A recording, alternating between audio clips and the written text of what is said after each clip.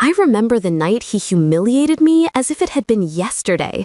It was our engagement party, a gathering that was supposed to be filled with laughter, champagne, and promises of a life together.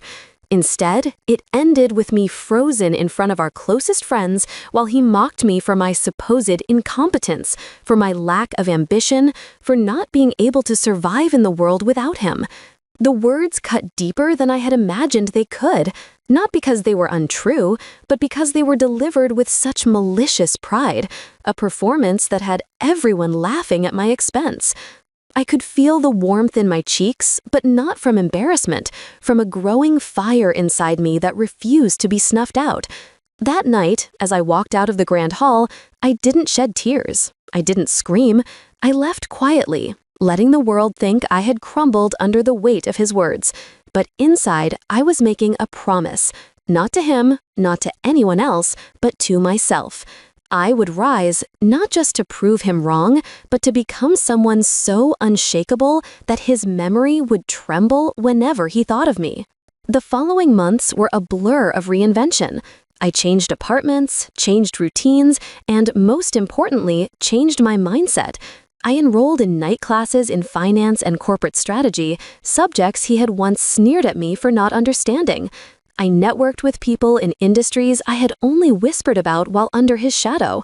I read every book I could get my hands on about leadership, negotiation, and influence. Slowly, deliberately, I began to rebuild the person he had tried to break. It wasn't easy. There were nights when exhaustion settled into my bones, and I doubted whether I could ever be the woman I wanted to be. But each morning, I reminded myself that he had underestimated me. That alone fueled a relentless drive. I learned to invest, to strategize, to turn small opportunities into footholds. And as I gained confidence in my skills, I noticed a shift. People began to see me differently. Invitations to private business circles arrived, mentorships offered, deals proposed. I was no longer just someone's ex-fiancé. I was a rising force in my own right. Then I met Adrian. He was sharp, ambitious, and entirely unlike the man I had left. A successful entrepreneur with his own company, Adrian was calculating yet charming, the kind of man who could challenge me intellectually while respecting my independence. I was cautious at first. After everything I had endured, trust wasn't easy. But as months passed, our partnership evolved into something formidable. We challenged each other, planned together, and slowly, naturally, we fell in love. But unlike my previous relationship, this one was built on mutual respect and shared vision. 2 years later, the day of our wedding arrived. It was intimate yet luxurious, a celebration of resilience, love, and ambition. Adrian and I exchanged vows under a canopy of lights, surrounded by those who truly mattered, our hands clasped in a quiet declaration that we were equals in every sense. But as the day wore on, a more public, strategic purpose awaited me, a reckoning I had been quietly planning for months. His company and Adrian's had been competitors for years, each vying for dominance in the same sector.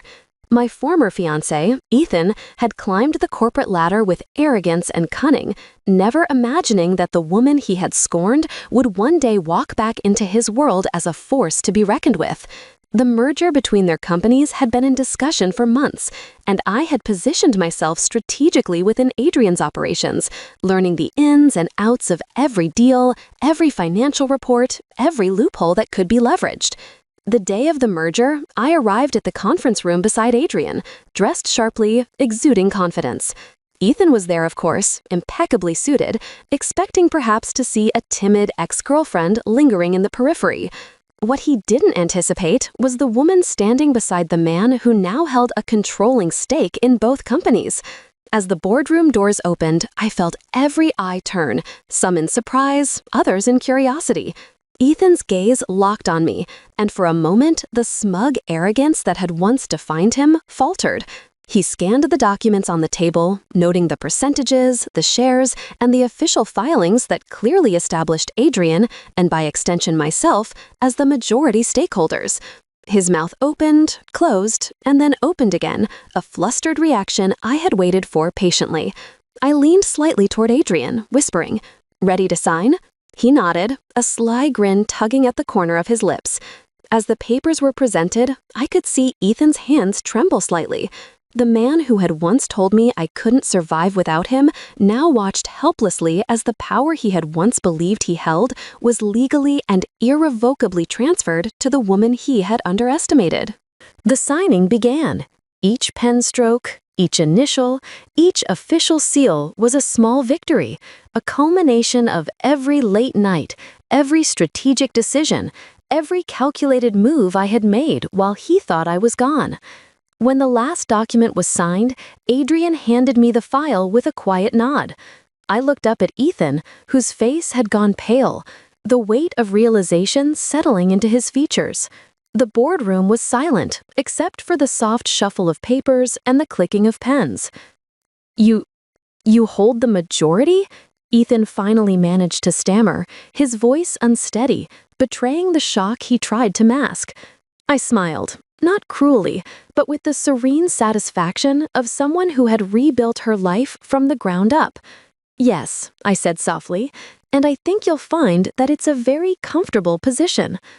There was no dramatic outburst, no shouting. The climax was quieter than expected, more elegant, more devastating in its subtlety. Ethan's arrogance, the very thing that had hurt me so deeply, had been dismantled with precision. He had underestimated the quiet strength, the patient determination, the careful plotting of someone he thought was powerless. In the weeks that followed, the merger solidified, and Adrian and I continued to grow our combined empire. Ethan, meanwhile, had to adjust to a new reality, one where he no longer held control, where his influence was curtailed, and where he was reminded at every turn that underestimating me had been his greatest mistake. As for me, the revenge was never about cruelty. It was about justice, about reclaiming the narrative of my life, about showing that the person he once humiliated could not only survive, but thrive in ways he could never anticipate.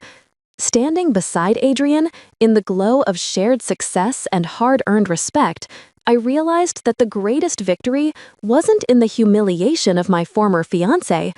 It was in the absolute fulfillment of my own potential. I had walked away broken, but I returned whole, powerful, and unshakable.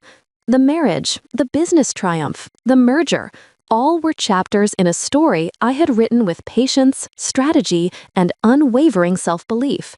And as I glanced at Ethan one last time across the boardroom, I knew he would never forget the woman he had tried to diminish, the woman who had quietly risen to become unstoppable.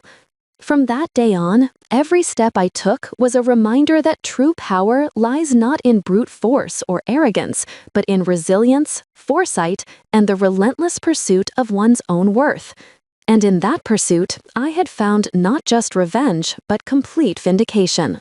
You've just stepped into her revenge side, where every wound finds its justice, and every silence ends with truth. If her story struck a chord, make sure to like, share, and subscribe. Your support keeps these stories alive. Another secret waits in the next video. See how her revenge begins.